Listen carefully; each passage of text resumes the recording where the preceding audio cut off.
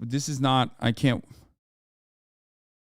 This doesn't have the ad featured in it. I don't. Oh, it does. We play a football game, which, you know, times like this, you stop and think about just how, not only how good we have it, but what freedoms were allowed. A day after 9/11, Pat Tillman knew he could do more. He gave up his NFL career to join the U.S. Army Rangers and ultimately lost his life in the line of duty. Like, Pat Tillman is a very interesting character. The first part of it is true. He did literally leave his NFL career after 9/11 to go join the Rangers. That part is true. But in that process, in that experience, like millions of fucking veterans, okay, millions or at least hundreds of thousands of active duty combat members, especially after fucking 9/11, he started becoming disillusioned with the purpose of the war. He started getting angry. He was having letter correspondences with, you know, friend of the show, everyone's favorite libertarian, Noam Chomsky. Okay? And basically in that process, he started being openly critical about he started becoming openly critical about the war. He was very critical about Iraq, the Iraq invasion, and he even was relatively critical about even Afghanistan as well, which at the time was like unique. Now, he did not die in the line of duty. He was murdered. He was killed friendly fire style. Okay? So yeah, he got fragged by his you know, fellow Rangers. Let's watch the rest of this ad, and then I'll give you guys the real story. Principles live on in an organization that bears his name, and its scholarship recipients who embody his spirit. Like Tillman, Dave Prakash felt compelled to serve after 9/11. When I was 29, I was a doctor, but I felt I needed to do more. So I put my medical career aside and joined the Air Force. After his career as an operational test pilot, Dave now develops artificial intelligence-based technologies to serve patients. Professional care helped Fabergé Flint overcome the trauma of losing her husband in combat. I started the Staff Sergeant Brian A. Lewis Award. It provides financial support to students in pursuit of higher education. At Athens Technical College, Fabergé guides the educational pursuits of the underrepresented, a passion she shares with reservist Hae-Jung Park. I earned my citizenship through the Army, and now I study economic and environmental impacts on health and well-being. I mean, this is like NFL propaganda. This is, you know, American imperialism propaganda, and it's the grossest one, especially because Pat Tillman was murdered, perhaps for the crime of being outspoken about the U.S. military and its actions, while also simultaneously, in the immediate aftermath of his execution, okay, of his assassination, I believe he was shot in the head with an M16. So the idea that, like, 3 times, the idea that it was a friendly fire incident that was a really horrific accident is a ridiculous one, okay? The American government covered this up. And by the way, Pat Tillman's family absolutely despises this kind of display. They openly talk about this being gross and disgusting. And the fact that they use his likeness, the fact that they use his experiences to do this kind of like imperialist propaganda is something that the Tillman family openly fucking hates. Okay? So just explaining that real quick here for you guys as well. Let me see. I think I have I've covered Pat Tillman regularly. Oh, here. Happy second Monday. Nike announced they're sponsoring Kaepernick, and boy, are people angry. Throwing this in the fire because Colin Kaepernick is now the face of Nike. I love this kid. Imagine how much effort it takes to hate this much. Parents, teach your kids the difference between right and wrong instead of grabbing the camera and filming your child being a dip. I love when the people who claim we're being snowflakes lose their minds collectively and start destroying their own property because of one ad. Just one ad. Just this thing. Oh. Okay. It's got to be hard being a conservative when you have to get mad at inanimate objects all the time. Like, imagine if they channeled their frustration into a real systemic injustice. I mean, how much of a thin-skinned baby do you have to be that you're mad that Nike sponsored someone protesting police brutality? Like, this is what makes you honk like a goose. Not the fact that extrajudicial police killings are so routine that 9,000 citizens have been killed since 9/11 in the hands of the police, and that doesn't even deserve a protest, or not the fact that the criminal justice system is completely broken and we hold a quarter of the world's incarcerated population. Fine by me. The people protesting this injustice, now those are the people I hate. By the way, if you'd like to come debate me on this issue, I'm live on Twitch every day from 7 p.m. to 9 p.m. Pacific at twitch.tv/HasanAbi. I'm waiting. Damn, look at that. Also, if you need any further evidence that all of this performative outrage by conservatives has nothing to do with the military, look no further than Pat Tillman. Nice white boy who quit the NFL to join the military, right? He's exactly the kind of patriot conservatives love to bring up because they've... If I get killed, I don't want Bush to parade me through the streets and use as a political tool, Krakauer said. And of course, that's what Bush never did. Bothered to read a whole ass book on Tillman's patriotism where he quickly realized the Iraq War was patently illegal, was in contact with Noam Chomsky, but was executed by a fellow Ranger, and then the Defense Department tried to cover up that murder. That's probably why Tillman's family still asks you dip to stop using his name. Alas, this is yet another reason why this protest has nothing to do with defending the big bad military's honor and everything to do with people of color having a voice. I'm gonna put this into incredibly simple terms for those on your timeline upset about this issue, okay? If you're mad at Kaepernick and other athletes for kneeling during the anthem and not upset about what they're protesting, then you're a part of the problem. If you still think it's disrespectful to kneel during the anthem, even though it was a Green Beret named Nate Boyer's suggestion to do so, then you're a part of the problem. If you're refusing to see certain realities, like the fact that hundreds of thousands of people of color served in the military and that they are also disproportionately affected by police brutality, or the fact that thousands of homeless veterans still get mistreated by the police, then you are a part of the problem. If you're actively celebrating a dude who lost his job for speaking his truth and then still managed to donate millions to underserved communities, who deals with death threats every day after the president declared him a pariah, then you're no free speech champion. You're just a triggered bootlicking dip. I mean, I've covered this so many times, I'm sure people are annoyed at this point, but like, what do you want Kaepernick to do? You want him to just crawl into a hole and die for speaking his truth about something that impacts us all, like all Americans? And look, I'm not gonna sit here and act like Nike's simply doing this out of the goodness of their heart either. They made a deliberate choice. They knew that this would generate press and hopefully some sales for them, but in this case, they're on the right side of history. Is a multinational corporation with questionable labor practices hoping to profit off of supporting social justice? Absolutely. Is this still good because it allows others to speak truth to power as well? Yes. Am I enjoying MAGA people burning their Nikes instead of crosses at least? Absolutely, it's delightful. 8 out of 10. I'm Hasan Piker. If you're enjoying... Why do you have 2007 drip in this video? Dude, I literally own all of the same things and I wear them regularly. What the fuck do you mean? Yeah.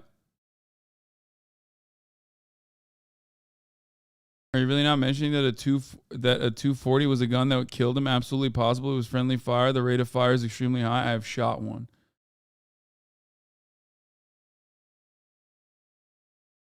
Tillman's Ranger unit came under fire from a friendly LAR unit in a Bradley assault vehicle. They were pinned down by the Bradley's 30mm V cannon, and in the chaos, one of the dudes shot him in the back of the head. That's so funny because you guys brought up two completely different stories.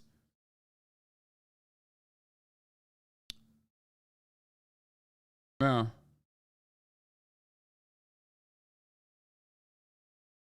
For a detailed account of how the military covered up the murder of Pat Tillman and then used his name to launder the genocidal war in Iraq, I highly recommend this piece by The Intercept. Some excerpts here.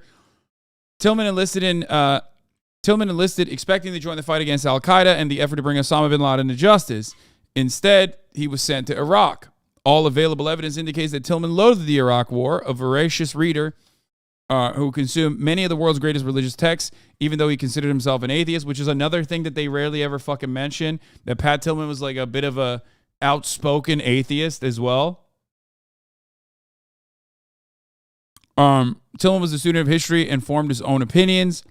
Shortly after arriving in the country, he confided in his brother and their friend Russell Baer that he thought the invasion and occupation were fucking illegal. He had loose plans to meet up with the Massachusetts Institute of Technology linguist and anti-war intellectual Noam Chomsky once he got out of the military. Tillman had, in fact, charged up a hill in an effort to defend the men he served with, including his brother. He was not, however, killed by the enemy. Within hours, the military knew Tillman was killed by his fellow soldiers, brought down by 3 bullets to the head, let loose during, spasms of wildly irresponsible but deliberate shooting. "I'm Pat fucking Tillman," he had screamed in a failed effort to stop the incoming fire. Gary Smith, in his account for Sports Illustrated, noted that for the men on the ground, the gravity of what happened sunk in quickly. America's most renowned soldier was dead, and they had killed him. The military's initial investigation, filed days after the incident, which described acts of gross negligence, called for the Army Criminal Investigation Command to determine whether the shots were fired with criminal intent, was buried. The initial investigation was buried. In an echo of the Lynch episode, the Bush administration and the U.S. military shamelessly ran with the fabricated account of Tillman's death. In the hours after Tillman was killed, his uniform and personal effects were destroyed, meaning key forensic evidence of what many men in his platoon knew was a case of, what is it? How do you, what, patricide? No, what? Fratricide was lost. Not patricide, fratricide. Tillman's fellow soldiers were told to keep quiet, including in their conversations with his brother Kevin, who was on a mission, but at a different location when the fatal shots were fired. Right away, the military lied to Tillman's parents, initially telling the family that an enemy combatant killed their son as he stepped out of a vehicle. The military kept the truth from them through Tillman's memorial service, allowing the SEAL who cared for Tillman and his brother to unknowingly describe to the entire country a sequence of events with even more embellishment. The crucial part of the piece concerns the bullets in Pat Tillman's forehead fired from close range, which the military lied about and was only revealed much later after Tillman's mom forced the issue and didn't accept the government's lies. This is how depraved they are.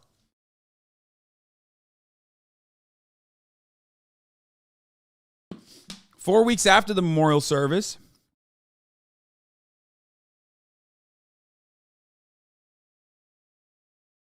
I was in the CBs from 2011 to 2016, and we used to say, "Don't pull a Tillman." If people started complaining about deployment, I never got it until a friend told me he was literally killed because of him saying we shouldn't be here. 4 weeks after the memorial service, Kevin Tillman's sergeant pulled him aside at their stateside base and told him his brother had been killed by friendly fire.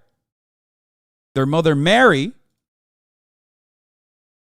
got the news from a reporter calling her for comment. The military withheld key facts from the Tillman family, even as it admitted the broad strokes of his death.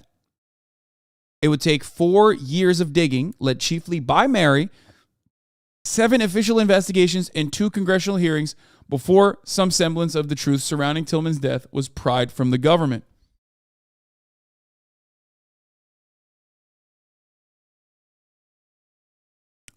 Jesus Christ.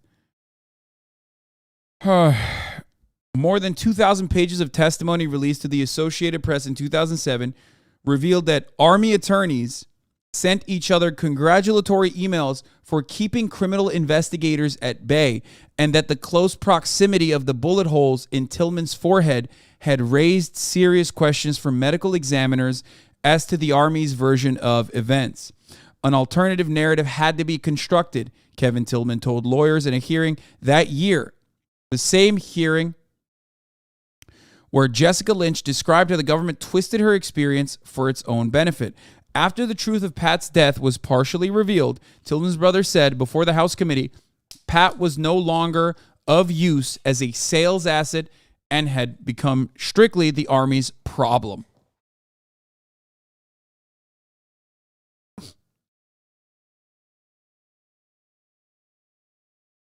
Yeah, important to note that Pat Tillman got in touch with Chomsky to arrange a meeting before he was deployed to Afghanistan, and his views were likely known by military officials. I'll leave it up to you to decide why he ended up shot in the forehead at close range by friendly fire.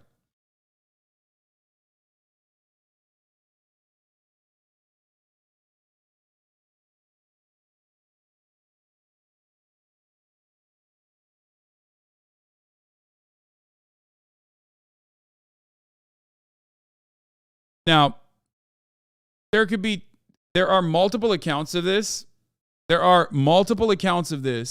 Some of which point to it being accidental, some of which point to it being deliberate, okay? Now, one thing I will mention is that even in the most charitable circumstance, the government hiding the truth about his death, lying to Pat Tillman's family, okay? Lying to Pat Tillman's family is absolutely unacceptable, okay? They burned his fucking diary and his clothes, which is ridiculous, which basically destroys any fucking semblance of charitability that you could have in this matter, okay? They literally burned. He was constantly journaling. He was constantly writing about his thoughts. They burned it, and they burned his clothes. Okay, this is evidence that they immediately engaged to cover up. But as far as the charitability goes, the reason why they engaged in this cover up is an indecent reason. Okay, so even in the most charitable interpretation of events, let's say he got friendly fired on accident. Okay, they literally actively worked to cover up that reality so that they could continue using him as a recruitment tool because he was this hero. And leaving the NFL, this like fucking chiseled, square-jawed man who left the NFL to go into the fucking military, who got deployed into Afghanistan. Like, they wanted to use him, and they still use him. The fact that his family has asked and screamed the fucking mountaintops about not using him for military recruitment propaganda. The fact that his brother was also in the military and like openly has disdain for the U.S. military and the Department of Defense, and they still use him is insane. Okay? They wanted to keep using him as an asset even after his death because, when you sign up for the DOD, you're giving your fucking body and your soul to the American war machine. Okay? And if you're famous enough, they will literally fucking use you even after you die. Okay? It's insanely fucked up. And they wanted to either use it, they wanted to either use his, they thought it was a win-win most likely. That like showing this as like friendly fire was going to tarnish his legacy, okay? It would make his family feel better. And also, they could consistently continue using his image for recruitment. Now, those are the reasons why. Those are the reasons why the American government decided to fucking decided to not reveal the truth. This is why it was against Iraq and killed. On this day in 1991, the U.S. bombed the Amiria civilian air raid shelter in Iraq, which was sheltering 1,000 sleeping civilians, killing 408 Iraqi civilians, 261 women, and 52 children. At 4 a.m. on February 13th, 2 U.S. F-117s dropped 2 laser-guided smart bombs on the shelter. The first pierced the fortified concrete wall of the shelter, jamming its thick steel doors and trapping everyone inside. The second bomb followed through the first hole and exploded deep inside the shelter. The youngest victim was 7 days old. Most of the victims were killed by the heat of the explosion. The bodies were taken out by rescue workers later were charred, unrecognizable, and some were still smoldering. The smell of burned flesh stayed in the neighborhood for days. A BBC journalist reported that I saw one man, incoherent with grief, fall to the ground and bury his face in the earth. 11 members of his family had been in the shelter. Omar Adnan, 17 at the time, told the reporters that his 3 sisters, his mother, this was in 1991, chat, and his father had all been killed. I was sleeping and suddenly I felt heat and the blanket was burning. I turned to try and touch my mother who was next to me, but grabbed nothing but a piece of flesh. The bombing was, at the time, the single most lethal incident for civilians in modern air warfare. Human Rights Watch and the Geneva International Center for Justice have both labeled the incident a war crime. But we can't prosecute war crimes against the United States, even though they are the ones who generate the most metric ton of fucking war crimes. The Pentagon lied, saying Al Amiria shelter was a military command center, but foreign journalists who visited the site right after the bombing found no indication whatsoever that the place was anything but a civilian shelter. Human Rights Watch reported in 1991, it is now well established through interviews with neighborhood residents that the Amiria structure was plainly marked as public shelter and was used throughout the air war by a large number of civilians. 7 Iraqi families who lost loved ones in the attack launched a lawsuit in Belgium against George H.W. Bush, Secretary of Defense Dick Cheney, Joint Chief of Staff Colin Powell, General Norman Schwarzkopf for the bombing in 2003, calling it a war crime, but the case was dismissed. Notice how the players didn't change, with the exception of George H.W. Bush. Like literally the same players. 1991, same players. In 2003, a lawsuit is they try to do a lawsuit a decade and change later, pretty much against the same fucking players involved. Now their country is still a wreck, you know?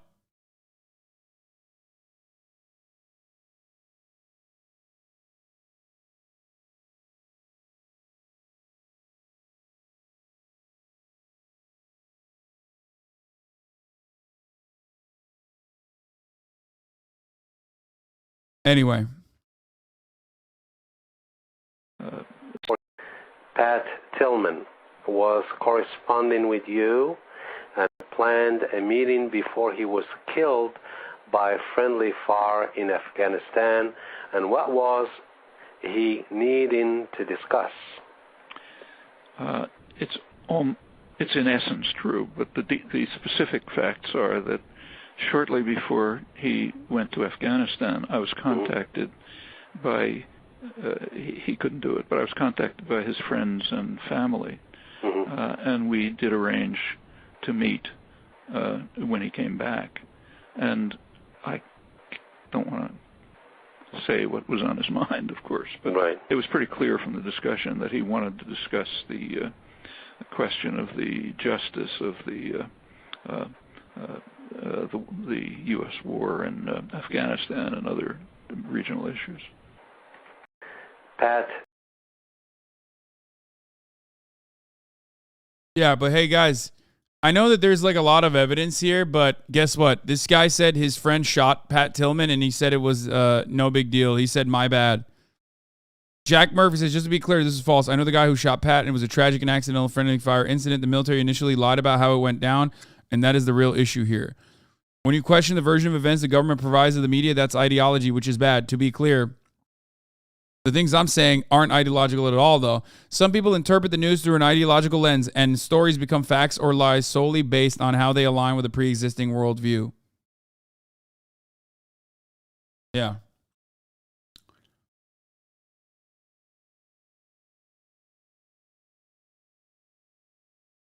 You know what it is, you know?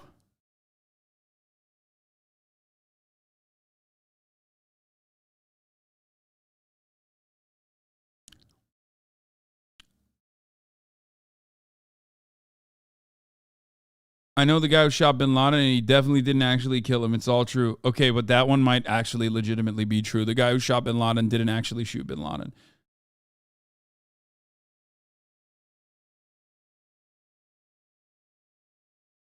Ohioan here. When you get to Ohio later, please make note specifically of the release of chlorine, hydrochloric acid, carcinogens, etc. into the air, water, and the official report that no contaminants had been detected, and there's currently zero health risk, even though it seems like every animal in the 10-mile zone has dropped dead. Yeah, no, it's just, dude, you don't understand. You don't understand. That's just normal stuff. Animals just always mysteriously happen to die. Guys, everything is fine. Please don't say things are bad in Ohio. Everything is fine.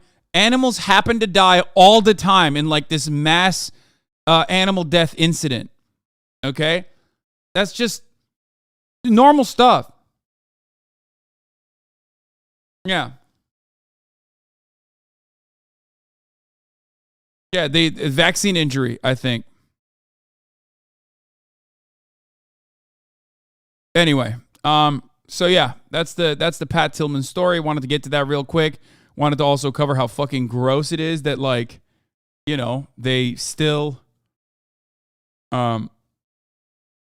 just wanted to cover how gross it is that they still fucking talk about this. Here's Richard speaking out about his brother, by the way. I'm gonna show you this real quick. And you will see him again when a loving God reunites us all with the loved ones who preceded us in death. He shit on John McCain big time, too. The contrast to the memorial service should have been a warning shot to the military. You got people out there sort of speaking in these glittering generalities. Pat, your family doesn't have to worry anymore. You are home, you are safe, and you will not be forgotten. And then you've got his brother coming up there somebody who's willing to speak the brutality of that reality for them. He was always giving gifts. Thanks, Pat. I didn't write shit, because I'm not a writer. And I just want to say there's a lot of people here, thanks. It was really amazing to be his little baby brother. Yeah, I'm not just gonna sit up here and break down on you, but thanks for coming. Pat's a fucking champion, and always will be. Just make no mistake, he'd want me to say this. He's not with God, he's fucking dead. He's not religious, so thanks for your thoughts, but he's fucking dead. I don't regret any of that. As far as what I was thinking, I was just simply miserable. I was sad for my whole family. I was sad for my mom, my dad, Marie, Kevin. This isn't a production. It's my brother's service. I didn't plan on saying that. It just, he's not what these people wished he was. Everyone grabbed at Pat's death. Not necessarily just the military. Everybody grabbed at him. They just chose the wrong family to try to do it in front of. Yeah. It is really, really, I mean, I don't know. It's just really fucked up, dude. Every part of this is fucked up. You're recognized.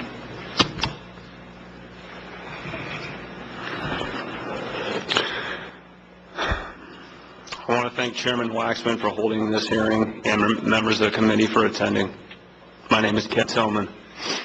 2 days ago marked the 3rd anniversary of the death of my older brother, Pat Tillman, Spear, Afghanistan. To our family and friends, it was a devastating loss. To the nation, it was a moment of disorientation. To the military, it was a nightmare.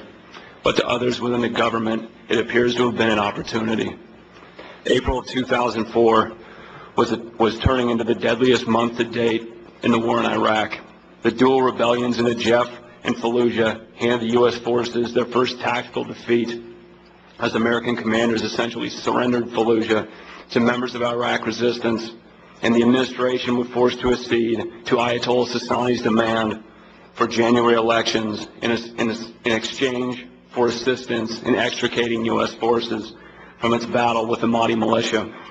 A call of 20,000 additional troops was ordered, and another 20,000 troops had their tours of duty extended.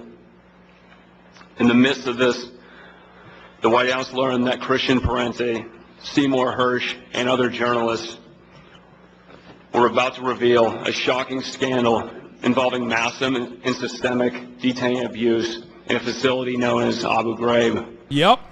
Then on April 22nd, 2004, my brother Pat was... Every part of the fucking war was going wrong. Every part of the war was going terribly wrong.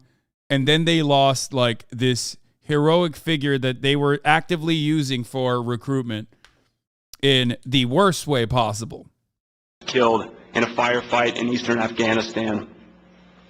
Immediately after Pat's death, our family was told that he was shot in the head by the enemy in a fierce firefight outside the narrow canyon. In the days leading up to Pat's memorial service, media accounts based on information provided by the Army and the White House were wreathed in a patriotic glow and became more dramatic in tone. A terrible tragedy that might have further undermined support for the war in Iraq was transformed into an inspirational message that served instead to support the nation's foreign policy wars in Iraq and Afghanistan. To further explain Pat's death, he was awarded the Silver Star for Valor. The abridged version went like this. Only after his team engaged this well-armed enemy did it appear that the enemy's volume of fire into the kill zone diminished. Above the din of battle, Corporal Tillman was heard issuing fire commands to take the fight to an enemy on the dominating high ground. Always leading from the front, Corporal Tillman aggressively maneuvered his team against the enemy position on the steep slope. As a result of Corporal Tillman's effort and heroic action, the trail element of the platoon was able to maneuver through the ambush position of relative safety without suffering a single casualty. All of this is a lie, by the way. Fuck, I never knew all these details. No. He is going to reveal that every single part of this report that the Department of Defense wrote was just a lie. They wrote this specifically to cover their own asses. They made it up so that it didn't look like Pat Tillman was murdered. They wrote fucking fan fiction, basically. Bro, the images of Abu Ghraib on Wikipedia are insane. Yeah, don't fucking, I mean, if you want, if you're in for a ride, a lot of Zoomers probably don't even fucking know that. Like, a lot of Zoomers hadn't really developed consciousness at the time of like the Abu Ghraib shit happening, mass torture happening in American facilities, which, by the way, they still do, for the record. This was just like torture for the sake of torture. They still tortured. They also tortured on the books. They called it enhanced interrogation. You know what I mean? So, it's a wild journey to go down to see it happening. I didn't know about it until you mentioned it like last year. Jesus Christ, dude. This is why I tell you the top of the hour ad break is at the top of every hour, because people just like fucking don't even realize it. And if you no longer want to see those ads, all you need to do is subscribe, which you could do for $5 or for free with a Twitch Prime by connecting your Amazon Prime account to your Twitch account. Yeah. You know, because Zoomers, they forget. They have goldfish memories. You know? Now, you can also get gifted a sub if you're lucky. If you're lucky, you can also avoid the ads at the top of the hour by getting gifted a sub. Here is the 3-minute ad break now.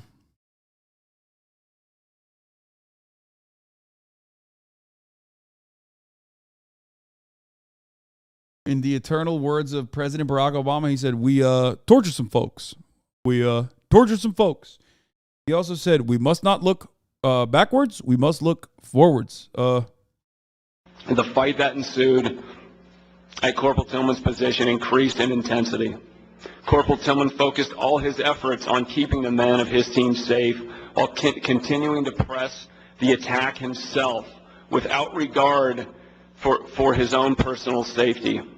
In the face of mortal danger, Corporal Tillman illustrated that he would not fail his comrades. His actions are in keeping with the highest standards of the United States Army. This was a narrative that inspired countless Americans as intended. There was one small problem with the narrative, however. It was utter fiction. The content of the multiple investigations reveal a series of contradictions that strongly suggest deliberate and careful misrepresentations.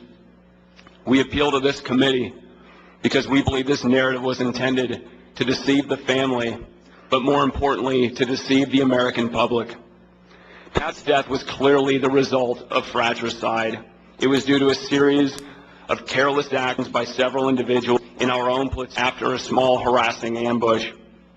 During this uncontrolled shooting, the driver of the vehicle himself recognized friendlies immediately, but kept driving for approximately 400 meters, while the soldiers in the back of his truck continued to shoot at the hillside where the U.S. soldiers were and civilians.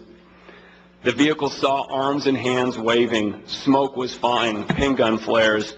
An Afghan soldier was immediately recognized. They never felt threatened, and they still shot up the village unprovoked. And the vehicle behind them clearly saw the U.S. soldiers on the hillside and were calling ceasefire.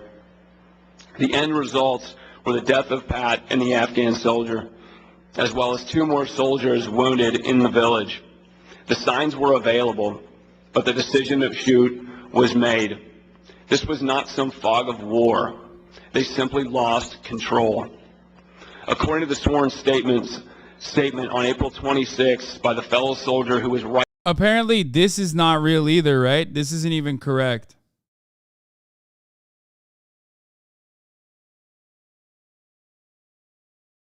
Like, even this information is not correct. This is when he gave when he testified to Congress about what he thought was correct. that he got shot like I think like the actually correct thing that happened is that he got shot from like 10 feet away, like pretty close, or 10 yards away. Is it 10? I thought it was 10 feet away.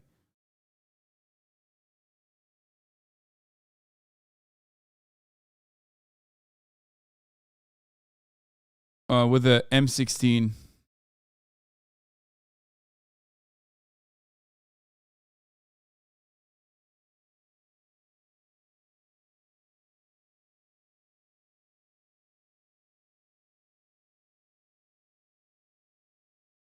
Right next to Pat, literally right next to Pat.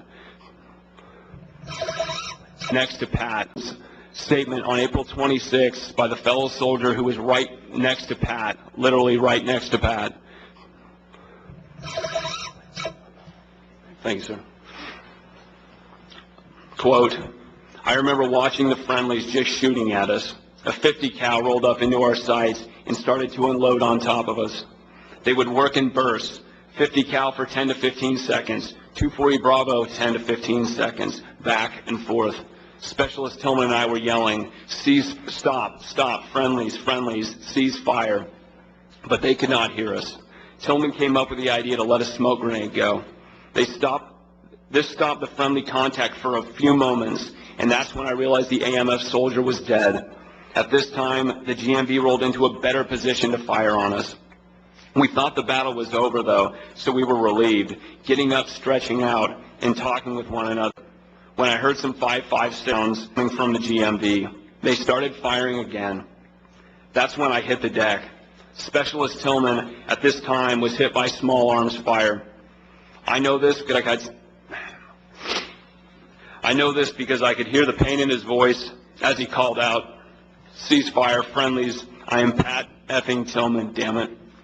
He said this over and over again until he stopped, end quote. The facts of this case clearly show Pat and the Afghan soldier were killed by fellow members of his platoon, as well as the wounded soldiers on the hillside, and they knew this immediately. Revealing that Pat's death was a fratricide would have been yet another. This is the official autopsy report, the immediate autopsy that came after, where the U.S. Army medical examiners were suspicious about the close proximity of the 3 bullet holes in Pat Tillman's forehead and tried without success to get authorities to investigate whether the former professional football player's death amounted to a crime, according to the documents obtained by the Associated Press. The medical evidence did not match up with the scenarios as described. A doctor who examined Tillman's body after he was killed on the battlefield in Afghanistan in 2004 told investigators. The doctors, whose names were blacked out, said the bullet holes were so close together that it appeared the Army Ranger was cut down by an M16 fired from a mere 10 yards or so away.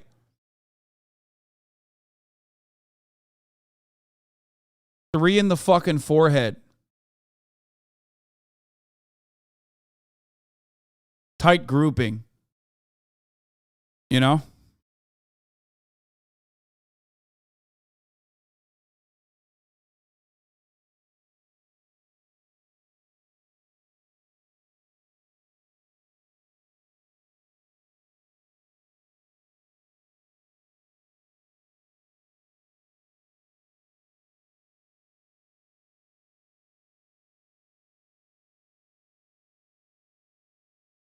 I get it. It's burst fire, but you know, it's a little bit. It's just, you know, very deliberate.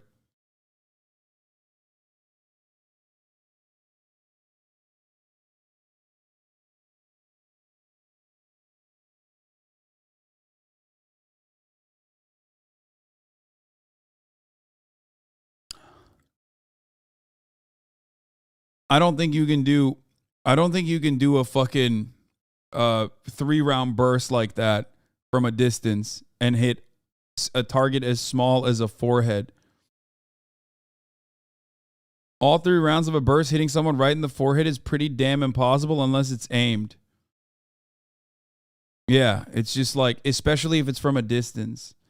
Anyway, I like that I like that the Army doctors are like, this is insanely suspicious and amounts to a criminal investigation being launched. And then there's still motherfuckers in the chat who are like, no, sorry, you're wrong.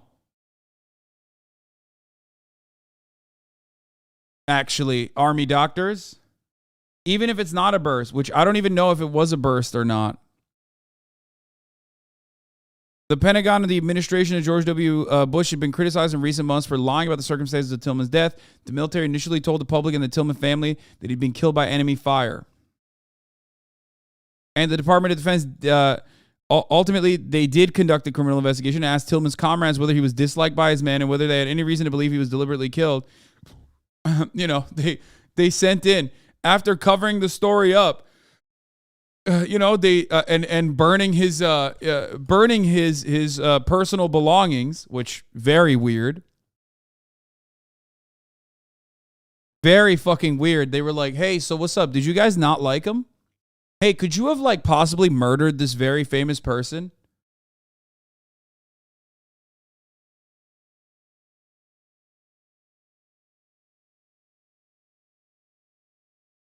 In his last words, moments before he was killed, Tillman snapped at a panicky comrade under the fire to shut up and stop sniveling. Army attorneys sent each other congratulatory emails for keeping criminal investigators at bay as the Army conducted an internal friendly fire investigation that resulted in administrative or non-criminal punishments. The three-star general who kept the truth about Tillman's death from his family and the public told investigators some 70 times that he had a bad memory and could not recall the details of his actions. No evidence at all of enemy fire was found at the scene. No one was hit by enemy fire, nor was any government or equipment struck.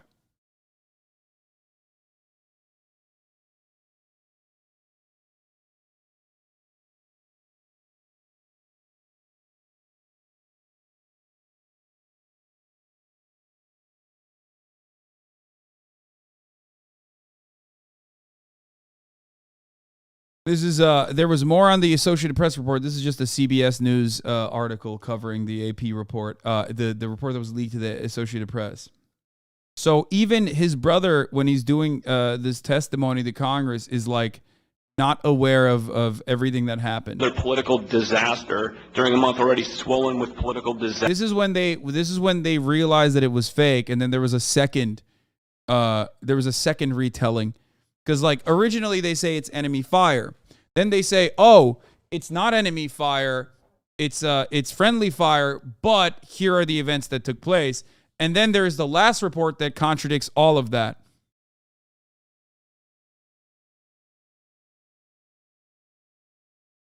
This is in between those two. Disasters and the brutal truth that the American public would undoubtedly find unacceptable. So the facts needed to be suppressed. An alternative narrative had to be constructed. Crucial evidence was destroyed, including Pat's uniform, equipment, and notebook. The autopsy was not done in accordance to regulation, and the field hospital report was falsified. An initial investigation completed with 8 to 10 days before testimony could be changed or manipulated, and which hit disturbingly close to the mark, disappeared into thin air, and was conveniently replaced by another investigation with more palatable findings.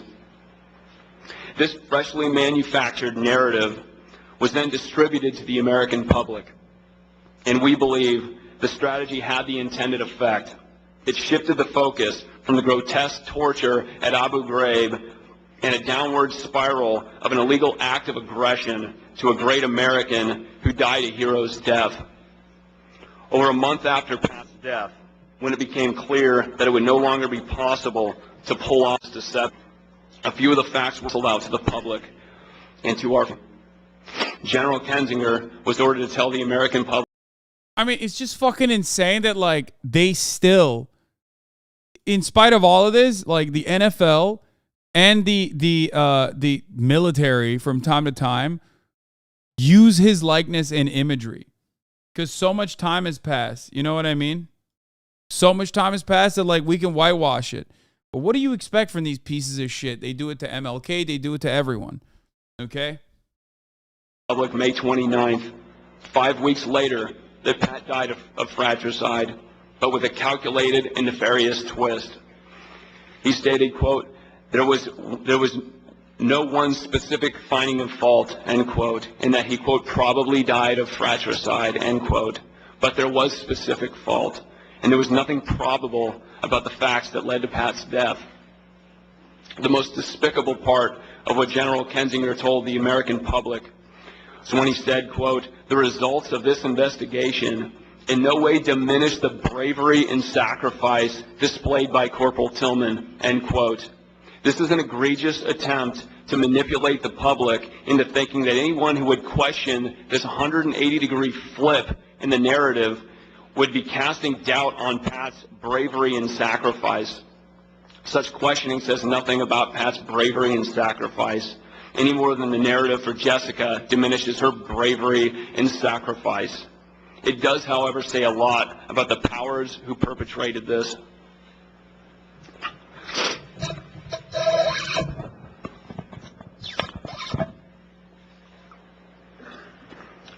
After the truth of Pat's death was partially revealed, Pat was no longer of use as a sales asset and became strictly the Army's problem. They were now left with the task of briefing our family and answering our questions. With any luck, our family would sink quietly into our grief, and the whole unsavory episode would be swept under the rug. However, they miscalculated our family's reaction. Through the amazing strength and perseverance of my mother, the most amazing woman on earth, our family managed to have multiple investigations conducted.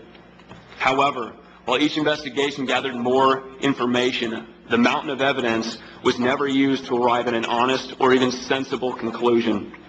The most recent investigation by the Department of Defense Inspector General and the Criminal Investigative Division of the Army concluded that the killing of Pat was, quote, an accident. The handling of the situation after the firefight were described as a compilation of, quote, missteps, inaccuracies, and errors in judgment, which created the perception of concealment. The soldier who shot Pat... How fucking nasty that they literally... How nasty that they tie this back to like, oh, you're diminishing his accomplishments if you actually ask for the truth about how he was murdered.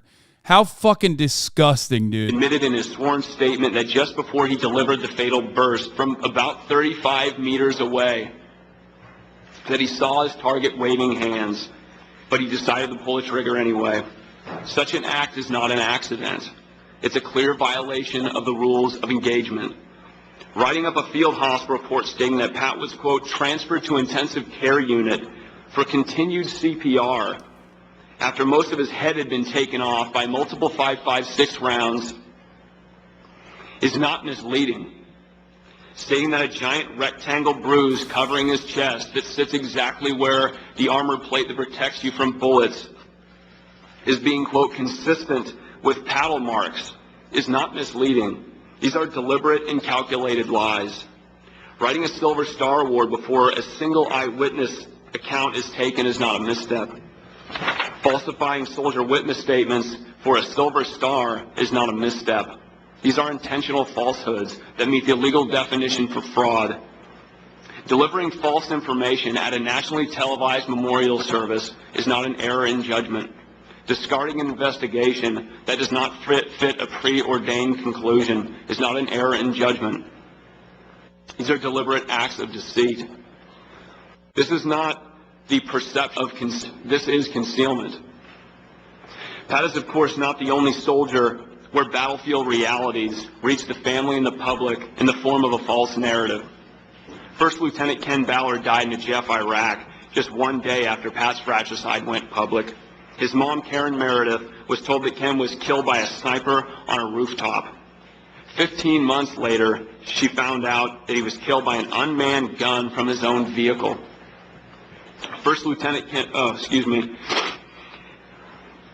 Private Jesse Booty was killed May 5th, 2004 in Iraq. His family was told he was killed in a vehicle accident.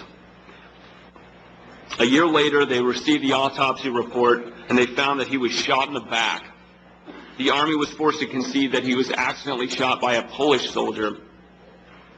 Just recently, out of nowhere, A lieutenant showed up at their family's house and told them that an officer in his own unit had shot him.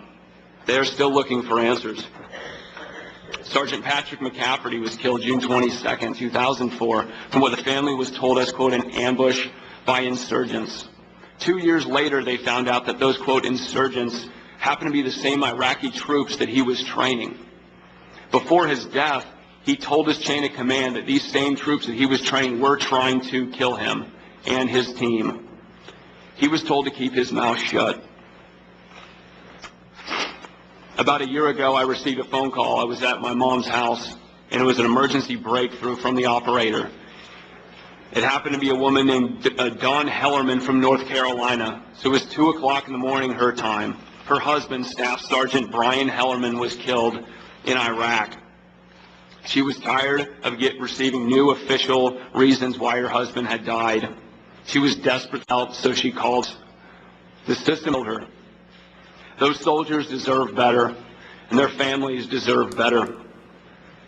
Our family has relentlessly pursued the truth on this matter for 3 years. We have now concluded that our efforts are being actively thwarted by powers that are more interested in protecting a narrative than getting at the truth or seeing that justice is served. That is why we ask Congress, as a sovereign representative of the whole people, to exercise its power to investigate the inconsistencies in Pat's death and the aftermath, and into all the other soldiers that were betrayed by this system. The one bit of truth that did survive these manipulations was that Pat was and still is a great man. He is the most wonderful older brother to ever exist. Pat wanted to leave a positive legacy based on his actions, and he did that. But Pat's death at the hands of his comrades is a terrible tragedy. But the fact that the Army and what appears to be others attempted to hijack his virtue and his legacy is simply horrific. The least this country can do for him in return is to uncover who is responsible for his death, who lied and covered it up, and who instigated those lies and benefited from them. Then ensure that justice is meted out to the culpable. Pat and these other soldiers volunteered to put their lives on the line for this country. Anything less than the truth is a betrayal of those values that all soldiers who have... It's just non-existent.